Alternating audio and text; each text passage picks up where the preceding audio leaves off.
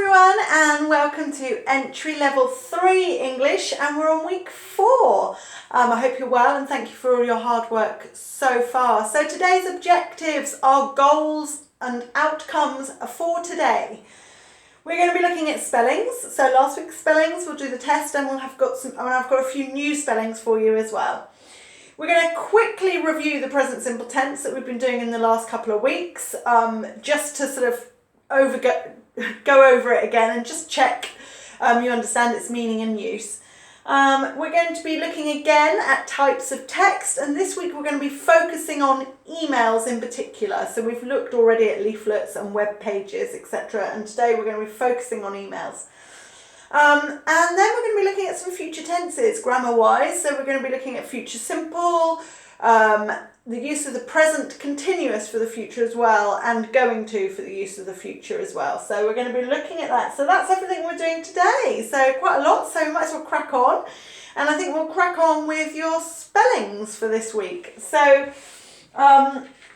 these were the homophones, if you remember rightly. So what I'm going to do is, hopefully you've got paper and pen. If not, pause, go and get yourself some paper and pen. So we did homophones, if you remember. I gave you some homophones last week. So what I'm going to do is I'm going to say a word. I'm then going to put that word into a sentence so you can understand its context, and then I'm going to repeat the word that you need to spell.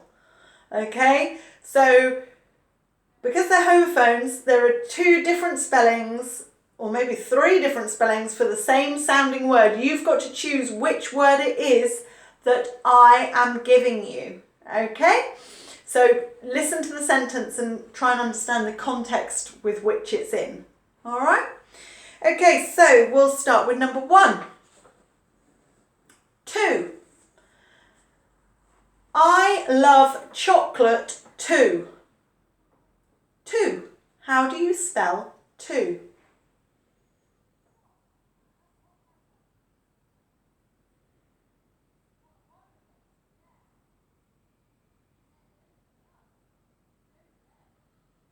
Number 2, there. There's a car parked over there.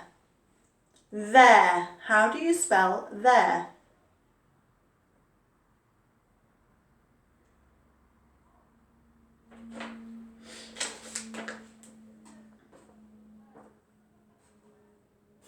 Number 3, allowed. You are not allowed into this area. Allowed. How do you spell allowed?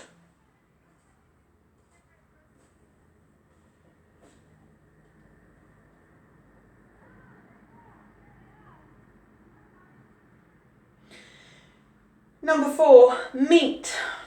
You need to cook the meat for 4 hours. Meat. How do you spell meat?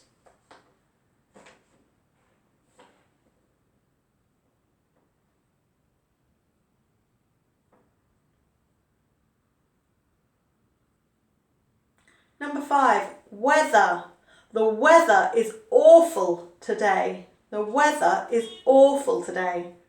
Weather. How do you spell weather?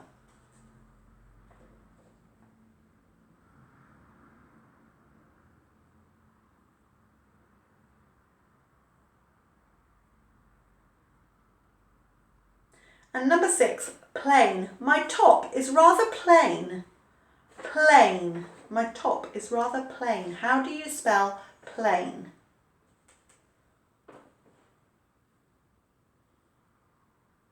Okay, so I've given you some of the spellings out of all of the ones you've learned, and hopefully you've chosen the correct ones. So I'm going to write down the ones that you should have spelt on the board for you now, okay?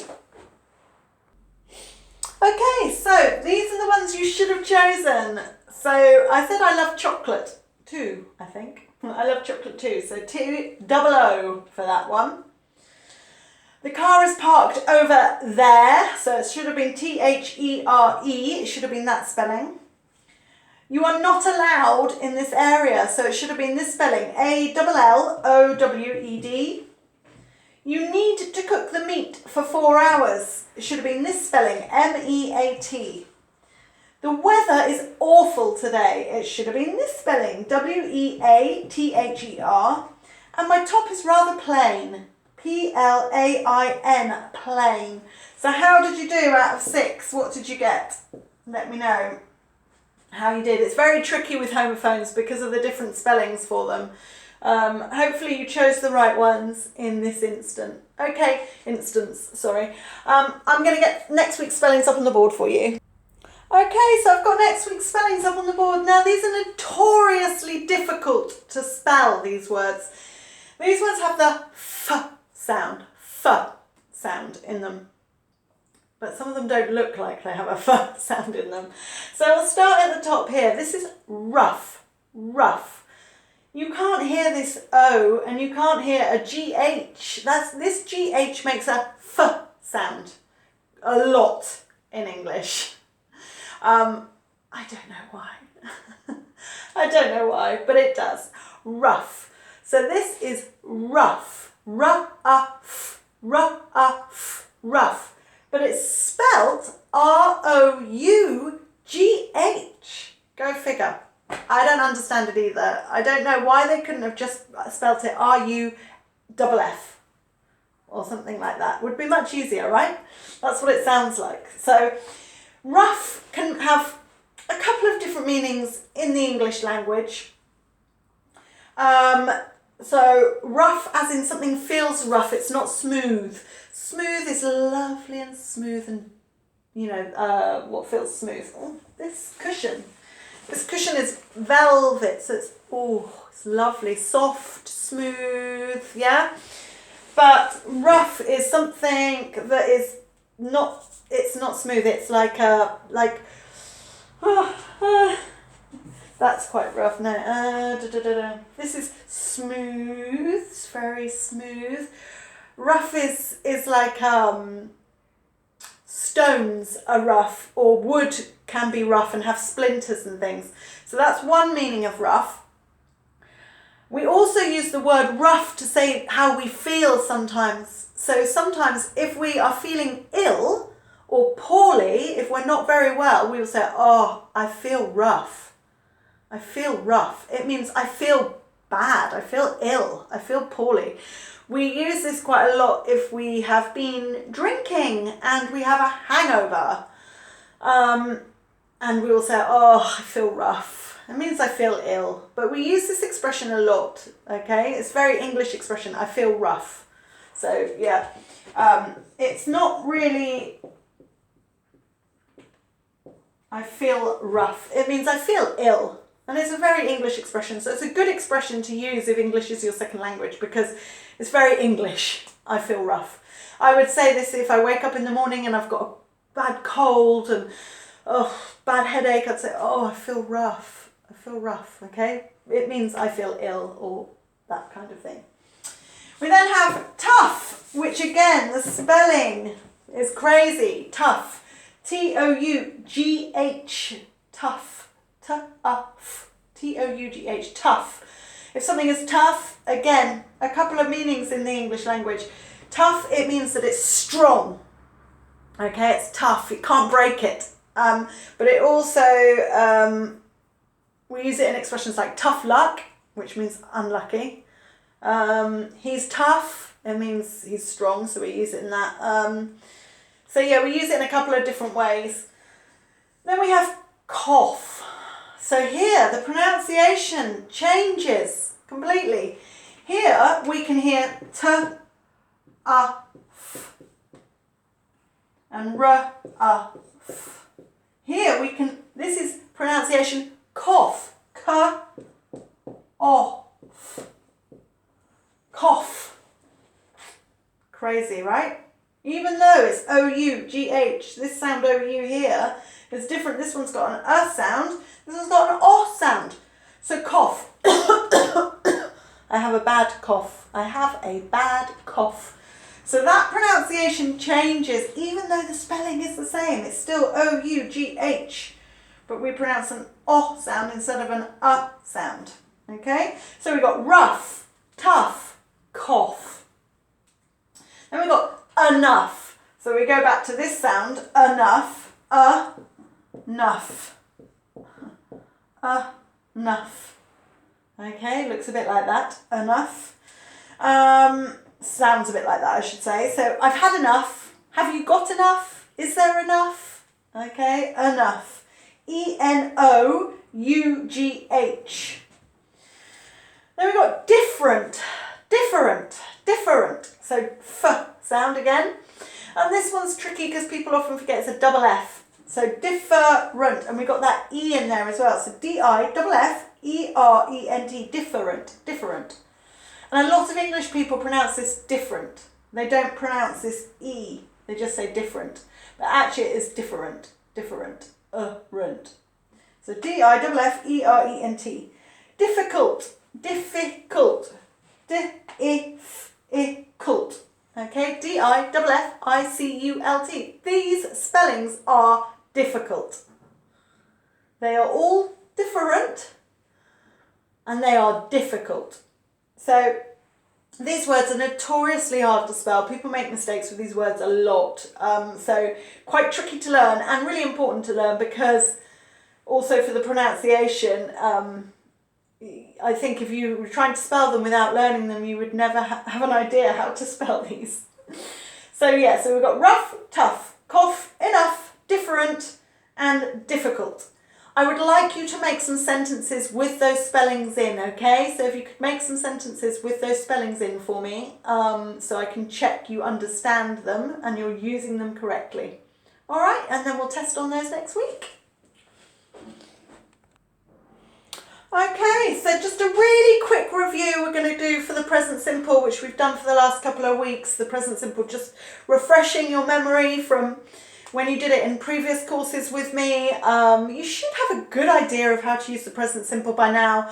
But if it's your first course with me, again, it might be something you haven't done for a very long time. So, but hopefully you have some understanding of it at this level anyway.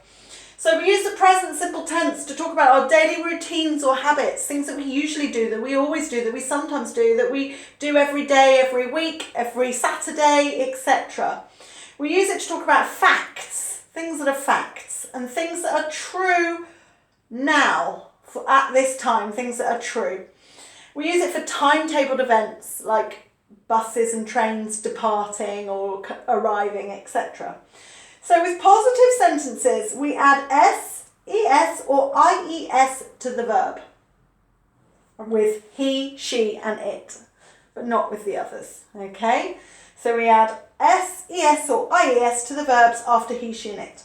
With negative sentences, we add don't or doesn't before the base form of the verb, okay? So don't for I, you, they, we, and doesn't for he, she, it. For questions, we add do or does before the base form of the verb. Do you, does he or she, okay? And that's with all verbs except be. Be is different, but we'll do that in a second. But that's for all other verbs. So I'm just going to put a couple of examples on, okay? Okay, so I've just put a couple of examples up on the board just to remind you. So with positive sentences, we add s or es or ies to the end of a verb when it's he, she or it. So I play football on Saturdays. Notice I've put an s, Saturdays, because it's every Saturday.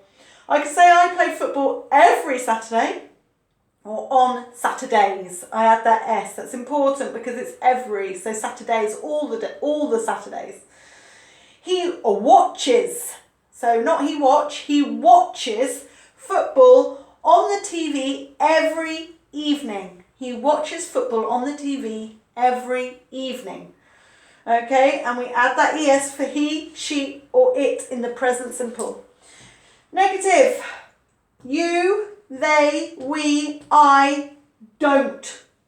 Then the base form of the verb. We don't add anything to the verb. We keep it the base form, the infinitive, the imperative form, the simple form. You don't work on Sundays. Again, S, because that's every Sunday. You don't work on Sundays, all the Sundays. She doesn't, he, she, it doesn't play tennis. She doesn't play tennis. Okay, that's a fact. It's a truth for now. She doesn't play tennis. Questions. Do they, do you, do we like, base form of the verb, work, play, like, eat. Always the base form of the verb with negatives and questions. So do they like rock music? Does she, does he, she, it eat fish? Does she eat fish?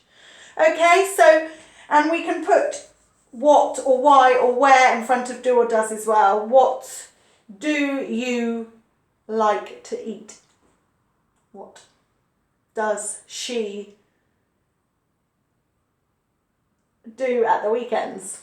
Okay, so we can put, it will be exactly the same, but we'd put what or why or whoever in front and obviously change the question. But so do or does, don't or doesn't, SES or IES. For he, she, it, we change. But remember, we use the base form of the verb here because we've got doesn't and does for he, she, it.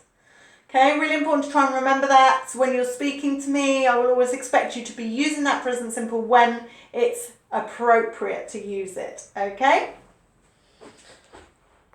Okay, with the verb to be in the present simple, it's much easier. It's much more simple. With be, it's I am. He, she, it is. You are, they are, we are. Okay, so in the present simple, with be changes to am, is, or are. But it's much simpler when we make the negatives or the questions, because when we make the questions, we just turn it around. Okay? So we just, when we make the negatives, we just add not. So am not, is not, are not, am not, is not, are not. But this can be shortened to I'm not, he's not, you're not, they're not, we're not, or isn't, aren't. Okay? They shorten them to either of those. So I'm not hungry. He's not tired. You're not angry. They're not happy. We're not students. Or we aren't students. They aren't happy. You aren't hungry. He isn't tired.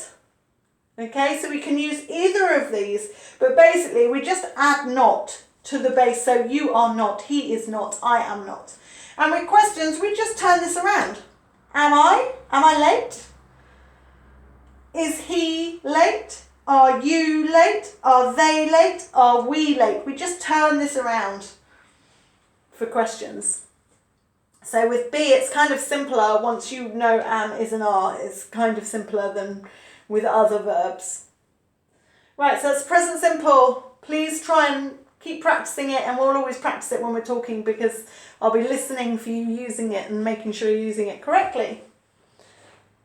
Okay, so again, we're just going to have a little quick review of types of text, and then we're going to concentrate on one particular one today, briefly. So types of text, remember, are the ways we communicate with people in a written format. So we've got leaflets, adverts, web pages, letters, emails, articles, reports. We've got lots and lots, but I'm just showing you some here.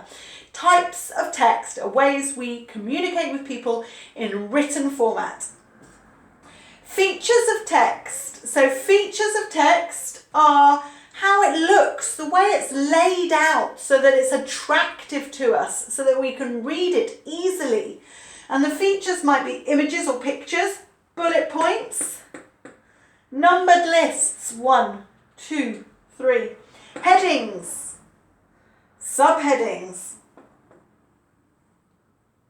tabs. Remember tabs on a web page? They're at the top that take us to another page. Links. Remember they're on a website and they take us to another website or another page. If we click on them, they're underlined and usually in a different colour. And that's another one. Underlining is another feature. Or block capitals. Different colours, that kind of thing. Okay, those are our features. Then we also have purposes of text. The reason why we're writing the text, its purpose, could be to give information, to give advice, to persuade people to do something, to describe something. So these are our purposes, our features, and our types of text, okay? It's really important you know the difference between those three things, okay? It will come up in exams, and particularly when you move forward into a higher level, it's really important. They're really obsessed with it. So today we're going to have a little look at emails. We're going to look at some of the features of an email and how to lay out an email, okay? Okay, so let's have a little look at an email and the layout of it and some of its features. So with an email, we know it's an email because it has a to and a subject box and a from, the date up there. It has that information, doesn't it? The important thing for you to know is that the subject box should only be 2 words, maybe 3 at the most. So 2 words or 3 at the most, no more. It should be short. Whatever is in that subject should be very short, not too much. Obviously, when we have to put their email address in, just remember that that symbol is at. So we've got asif at Yahoo, and that is .com, at and dot. So Sarah at gmail.com. Remember that when we say it.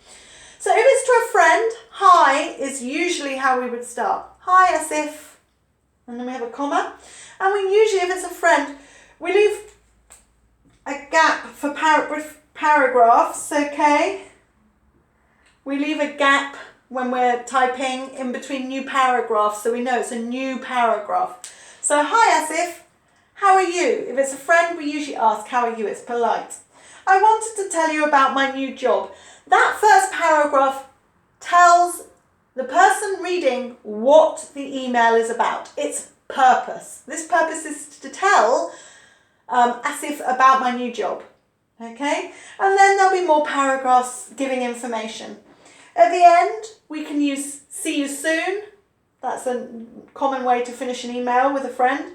And we can use best wishes as a goodbye. And then our name. Okay, so for a friend, this is a great way to put an email together. Hi, Asif, how are you? I wanted to tell you about, or I wanted to ask you, or would you like to come to my birthday party? Etc, etc, etc. See you soon, best wishes, Sarah, etc. If it's not a friend, if it's a business email or something more important and you don't know them, we would just say, instead of hi, we would say, dear Mr. Brown, dear Mr. Clark. Or if we don't know their names, dear Sir or dear Sir, Madam. We can use that, dear Sir or Madam, okay? And then we wouldn't use how are you, because we would just say, I wanted to email you about, I wanted to tell you, I wanted to ask you, I wanted to apply for the job. So we wouldn't use this bit here if it was to someone we didn't know. Blah, blah, blah, blah. We probably wouldn't put see you soon either. If it was someone we didn't know, we would just be I look forward to hearing from you.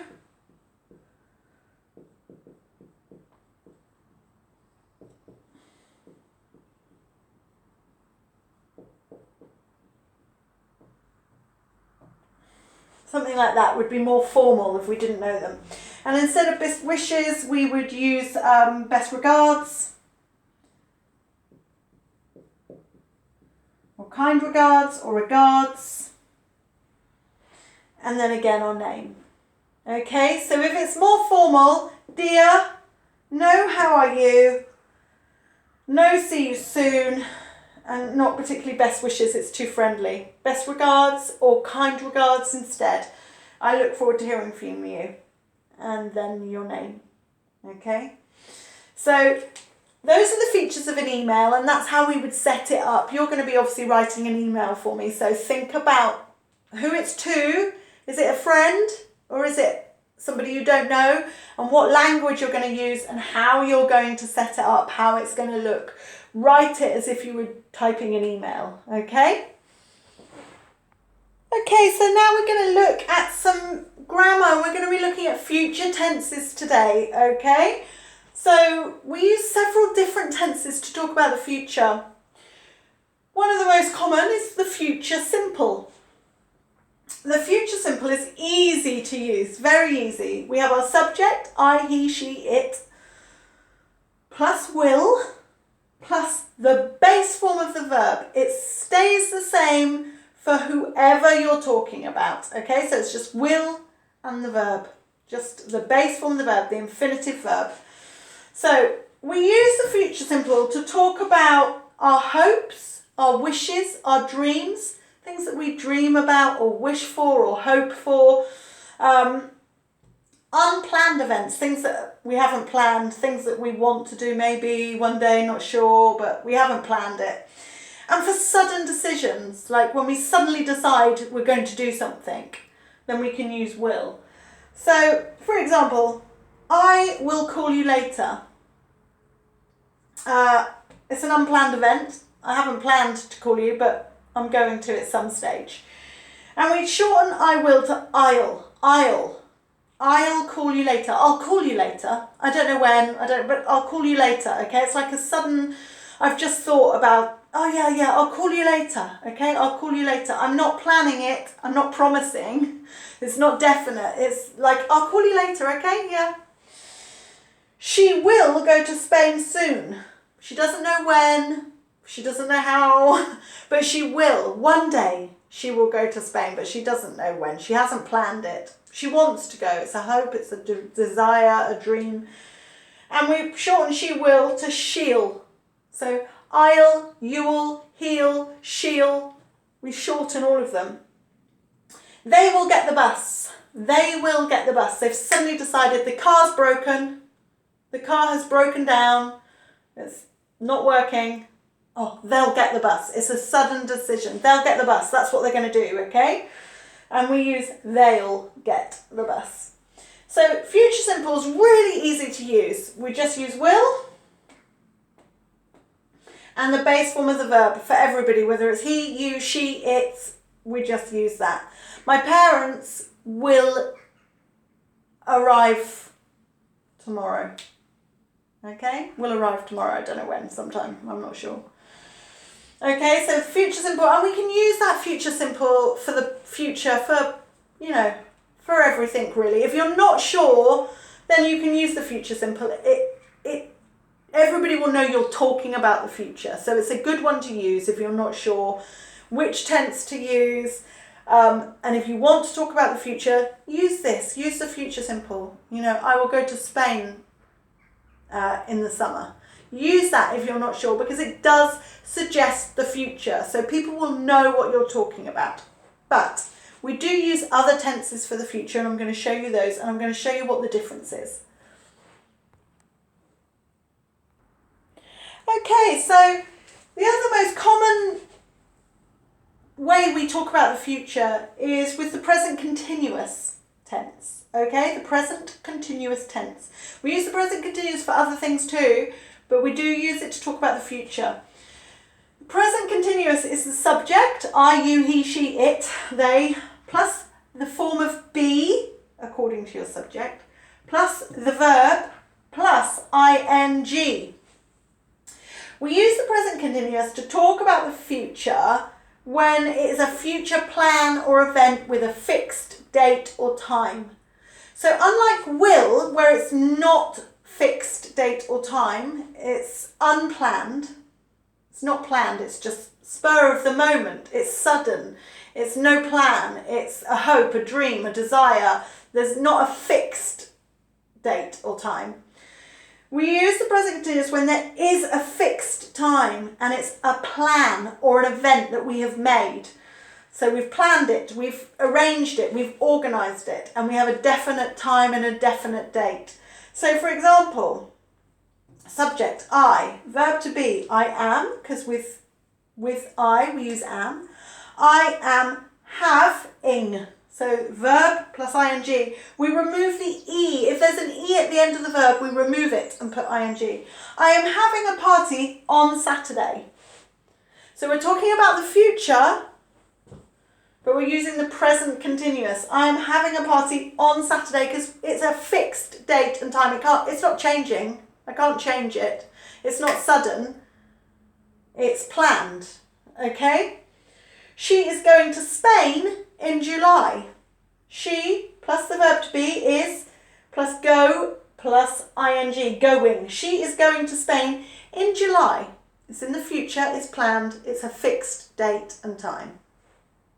And she's, I'm going, I'm having, she's going. They are watching the football tonight.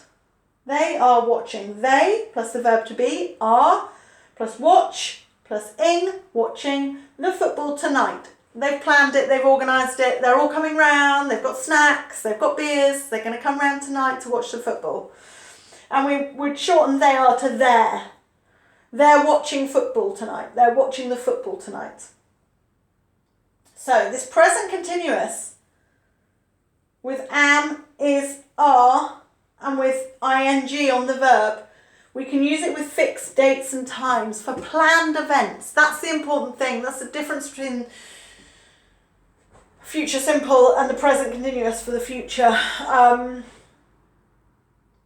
If I said, I will have a party, I will have a party, it just means that I want to, but I haven't planned it. It's not a planned event or a planned time yet, but I will have a party. I haven't planned it yet. But I'm having a party, it's planned, it's organised, it's in the diary. I've got a date for it. It's definite, it's happening. Okay? So that's the difference, and it's a very subtle difference. It's not a big difference, but it's quite an important one when you're using English. To try and make sure that you use the correct one. Okay? If you're not sure, use the future simple, because that's always talking about the future. So if you're talking about the future, you can use the future simple and know that you're talking about the right time, the future. This one is more confusing, but it's good to learn it because we use it a lot. You know, I would use the present continuous most of the time. You know, oh, I'm going to the pub later. I'm watching a film tonight. I've planned these things in my head. They're here. They're organised and planned. Yeah? Rather than I will. Rather than I'll watch a film tonight. I might say that if somebody suddenly asks me and I've got no plans and I haven't made any plans, somebody might say, oh, what are you doing tonight? Oh, I'll watch a film. I've suddenly decided, I'll watch a film. That's what I'm going to do. I've decided now. But if I've thought about it before and decided already, I would say, oh, I'm going to watch a film. I've already decided that. I've already made that decision. So yeah, it's quite tricky to understand the difference. I'm going to send you some practice so